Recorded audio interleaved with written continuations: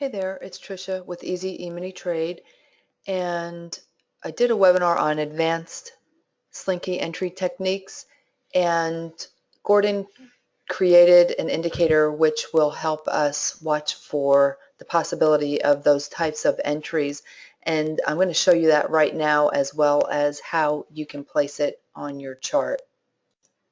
So if you go to my site, www.easy-e-mini-trade, you'll notice up here in the tabs that we've got Gordon's Ninja Stochastic Indicators there. And if you just hover over it, you'll get a couple drop-down items. And this is the one that he did previously. This is the stochastic bar. This is the bar right here that's blue and pink. And it will tell us longs or short. So you may already have that one. The one that he just prepared for us is Gordon's Easy Stochastic Signals. And if for some reason it's not showing up on your screen, then hit your Control key and R to refresh so that the most recent changes to my site will take effect on your computer because it may be stored in your cache.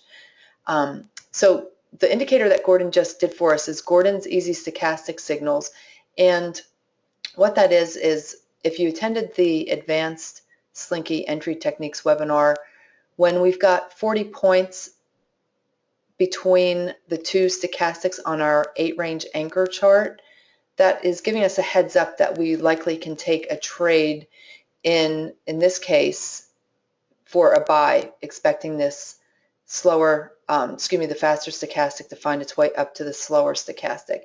The same with the blue here, got 40 points worth of space.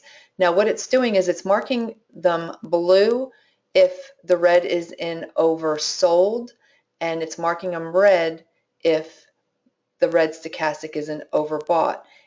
Now we'll still get signals if that red stochastic's not in overbought or oversold, but it will mark it gray.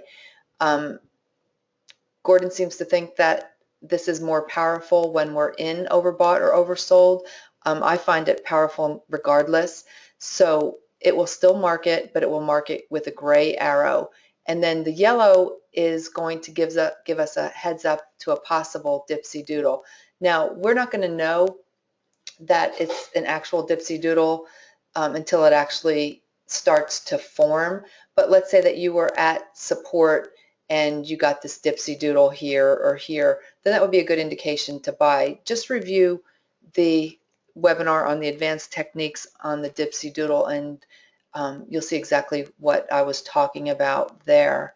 I'm going to just show you this on my own chart so you can see how to put it on there. So this is an 8-range chart, and I already have Gordon's one indicator on here. It's the stochastic bars, as mentioned.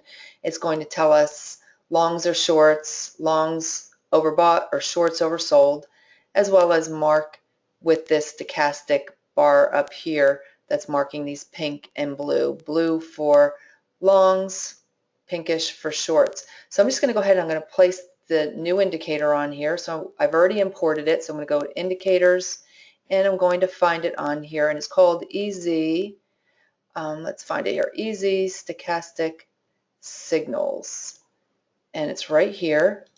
So I'm just going to double click and it's going to put it on my list here. Now I always set calculate on bar close to false, and auto scale is set to true. You could change it to false once you load it on. I think then you can change it to false, but I'll leave it as true. And it's going to put the label on there. I always delete the label, but I'll leave it on here for now. And I'm going to want to put this in the same panel as my stochastics and my other indicator that I have from Gordon. So I'm going to choose panel 2. This is panel 2. The price bars are panel 1. This is panel 2. So I'm just going to go click on the arrow for drop down, choose number 2, and I want all the arrows to show. I want the ones that are going to mark red and green. I want the ones that are gray, and I want the dipsy doodle. Now, if you want to play an alert, you're going to have to use whatever sound file that you already have in your sound folder for NinjaTrader.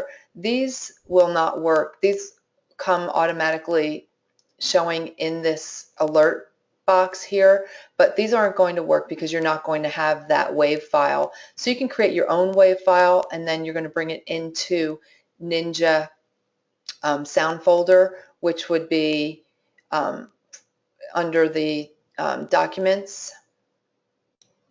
And then once you put them in the sound folder, then you'll just type in the exact name of the sound file that you want to use in here. If you don't want to use an audio, then just leave it blank, or you can leave these in here because you're not going to have this wave file, so not to worry.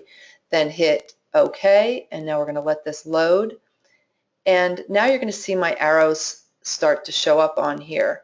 And you may have to scrunch this up a little if you're using both of Gordon's indicators. And then if you do scrunch it, all you're going to do is you're going to put your arrow over here at the right side of your chart in this indicator area, and you're going to hold down the right side of your mouse and just slide your mouse up or down to make it bigger, or higher or lower. Just make it bigger or smaller. And you'll see that they're on here. Here's yellow. Let's find one of the 40 pointers here. Here's a 40 pointer here, and this is blue because we're in oversold, so it's going to show blue. If we weren't in oversold or overbought and we got the 40 points worth of space, it's going to show up as gray like this right here. And the other option is if you find that this bar up here is getting in your way, you can actually make that a little skinnier. So I'm going to right click on my indicators, and I'm going to go to Gordon's other indicator that I'm using, and that's these stochastic bars. And I'm just going to plot this a little bit skinnier. So how I would do that is I just highlight on my stochastic bars, stochastic bar indicator, and that's this, marking this pink and blue, as well as marking longs. So what I'm going to do is I'm just going to go here, and I'm going to just make that 8 into a 1 to make this bar really skinny. I'm just going to hit apply so you can see it. And so there you can see it's still there, but it's really, really skinny, so it's a little bit easier to just see the arrows there. Now I don't really need that bar plotting as big as it was, and the reason being is that after Gordon made some changes to the indicator, it's just going to tell us longs or shorts. So I don't really have to worry about is it marking it pink for shorts or blue for longs, because the text is going to show me. So that's an option if you want to put them both there. So all these, the two stochastics and both of Gordon's indicators, are all in panel 2, the second panel. Here's that stochastics bar indicator in panel 2. Here's that stochastics that I'm marking here with the red and the green in panel 2.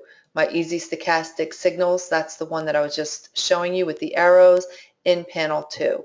So there you have it. If you have any more questions, certainly feel free to send me an email, and I'll help you any way I can. Have a great day, you guys.